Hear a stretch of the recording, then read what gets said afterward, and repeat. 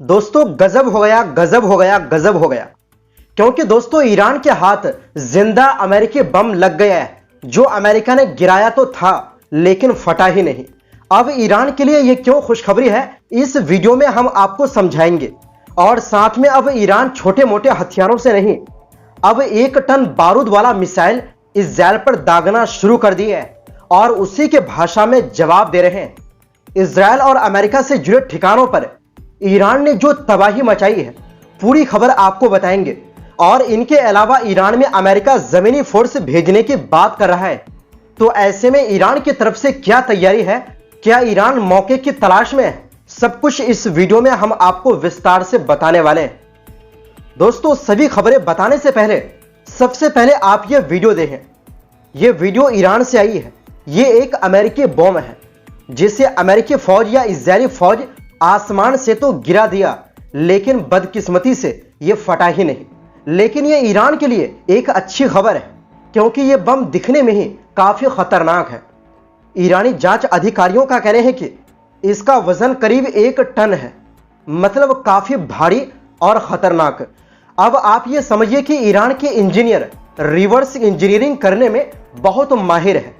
वो किसी भी हथियार को चुटकियों में रिवर्स इंजीनियरिंग करके दोबारा बना सकते हैं। यानी अगर उनके हाथ कोई आधुनिक हथियार लग जाए तो वो उसकी तकनीक को समझकर उसी तरह का हथियार बनाने की कोशिश कर सकते हैं। मतलब ये ईरान के लिए एक बड़ी खुशखबरी है, क्योंकि ईरान के हाथ एक अमेरिकी जिंदा बम हाथ लगा है। और यह अमेरिका और इजराइल के लिए बुरी खबर है, क्योंकि इस तरह का बम अब ईरान भी खुद बना सकता है। मतलब अमेरिका और इजराइल एक तो ईरान में अपना मकसद हासिल नहीं कर पाते हैं और ऊपर से खुद अपना ही नुकसान कर बैठे हैं।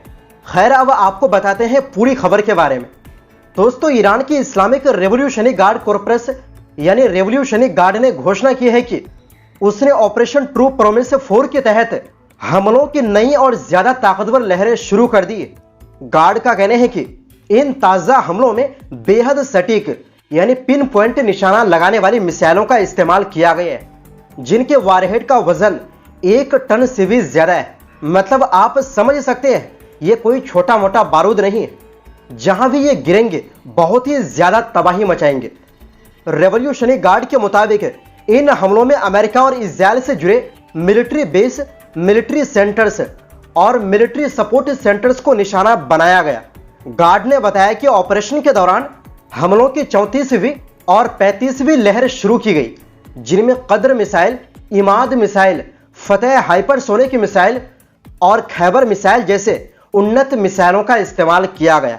गार्ड ने दावा किया कि इन हमलों में संयुक्त अरब अमीरात के अल दफरा एयरबेस और बहरीन के नेवल सपोर्ट एक्टिविटी, बहरीन में मौजूद अमेरिकी सैनिकों के ठिकानों को भी निशाना बनाया गया।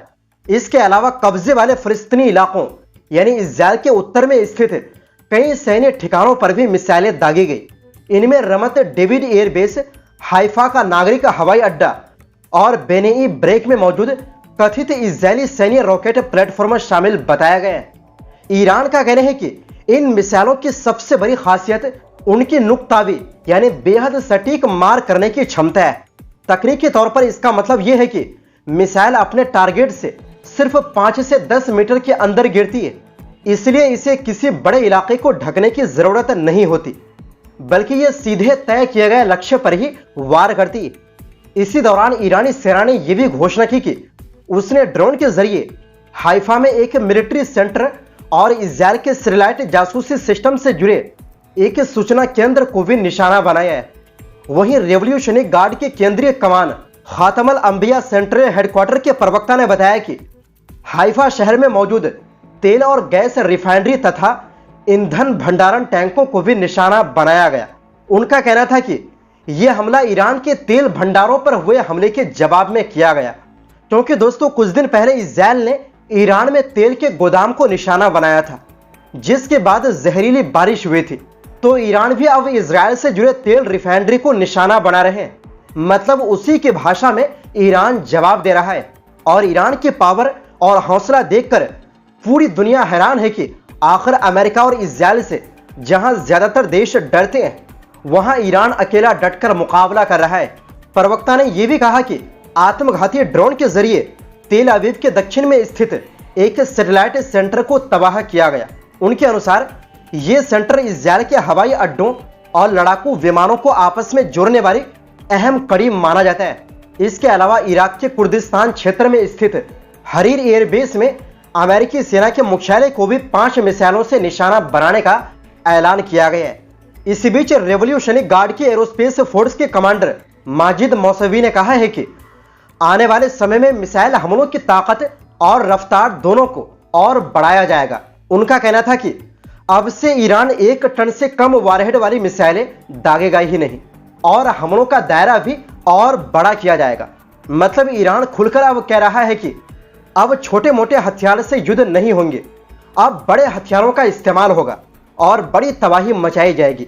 दुश्मनों को याद दिला देंगे कि आखिर उन्होंने किससे पंगा लिया है। मौसवी के बयान से साफ संकेत मिलता है कि ईरान अब अपनी भारी और एडवांस यानी बेहद ताकतवर मिसाइलों का ज्यादा से ज्यादा इस्तेमाल करेगा। इनमें खुर्रम शहर 4 मिसाइल शामिल है, जिसका वारहेड करीब 1500 किलो तक का होता है और इसकी मारक दूरी लगभग 2000 किलोमीटर बताई जाती है। इसके अलावा इमाद और कदर मिसाइलों के लेटेस्ट वर्जन में भी भारी और उन्नत वारहेड लगाए गए हैं। दोस्तों, एक तरफ जहां हवाई हमले के बावजूद ईरान झुकने का नाम नहीं ले रहा है, तो खबरें ये भी आ रही है कि अमेरिका जमीनी फोर्स भी ईरान में उतार सकते हैं। लेकिन आपकी जानकारी के लिए बता दें कि ईरान इस कदम को एक बड़ा मौका देख रहा है। दरअसल ईरान के सुरक्षा सूत्रों का कहना है कि देश की सुरक्षा एजेंसियां किसी भी संभावित अमेरिकी कार्रवाई का सामना करने के लिए पूरी तरह तैयार है। एक वरिष्ठ सुरक्षा अधिकारी ने ईरानी चैनल प्रेस टीवी से बातचीत में कहा कि अगर अमेरिका या इजराइल ईरान के संवेदनशील इलाकों यानी महत्वपूर्ण इलाकों या उसके परमाणु कार्यक्रम के खिलाफ हवाई हमले या जमीनी घुसपैठ की कोशिश करते हैं तो ईरानी फोर्स हर स्थिति का मुकाबला करने के लिए तैयार है। सुरक्षा सूत्र के अनुसार अगर ऐसी कोई कार्रवाई होती है तो यह ईरानी सेना के लिए मौके की खिड़की साबित हो सकती है, जिसमें वो या तो दुश्मन सैनिकों को मार गिरा सकते हैं या उन्हें बंदी बना सकते हैं। अधिकारी ने कहा कि ईरान पिछले करीब 20 साल से ऐसी स्थिति के लिए तैयारी कर रहा है और इराक, अफगानिस्तान और सीरिया जैसे युद्ध क्षेत्र के अनुभव भी इस तरह के दुश्मन से निपटने की तैयारी में काम आए हैं। उन्होंने ये भी कहा कि अमेरिका को अपने पिछले अनुभव से सबक लेना चाहिए और यह समझना चाहिए कि अगर वो ऐसी किसी कार्रवाई में उतरता है तो उसे गंभीर और खतरनाक परिणामों का सामना करना पड़ सकता है। दरअसल डोनाल्ड ट्रंप प्रशासन के कुछ अधिकारियों के बीच ये चर्चा चल रही है कि अगर ईरान के खिलाफ चल रहा अमेरिकी इजरायली सैन्य अभियान और तेज होता है तो वहां जमीनी सैनिक भेजे जा सकते हैं। खुद ट्रंप इस बात से इनकार नहीं करते हैं। इस बीच ब्लूमबर्ग की एक रिपोर्ट में कहा गया कि ट्रंप प्रशासन ईरान के लगभग बम ग्रेड यूरेनियम भंडार को कब्जे में लेने के लिए अमेरिकी स्पेशल फोर्स को भेजने के विकल्प पर भी विचार कर रहा है। मतलब ईरान आने वाले समय में जिन केमिकल से परमाणु बम बना सकता है, उन केमिकल यानी यूरेनियम को कब्जे में लेने के लिए अमेरिका स्पेशल फोर्स भेजने की तैयारी कर रहा है। वहीं CNN ने अपनी रिपोर्ट में कहा कि ऐसा कदम उठाने पर बड़ी संख्या में अमेरिकी सैनिक मुसीबत में फंस सकती है। दूसरी ओर ईरान के विदेश मंत्री अब्बास अरागची ने चेतावनी दी है कि अगर अमेरिका ईरान में जमीनी घुसपैठ की कोशिश करता है तो तेहरान उसके खिलाफ अपनी पूरी ताकत से जवाब देगा। उन्होंने एक इंटरव्यू में कहा कि ईरान के पास बहादुर सैनिक हैं जो अपने देश की जमीन पर कदम रखने वाले किसी भी दुश्मन का मुकाबला करने के लिए तैयार है। कुल मिलाकर ईरान हर हमले का मुकाबला करने के लिए फुल तैयार नजर आ रहा है। इस पर आप क्या कहेंगे? क्या आप ईरान को सपोर्ट करते हैं? अपनी राय कमेंट बॉक्स में जरूर लिखें। फिलहाल के लिए इस रिपोर्ट में बस इतना ही।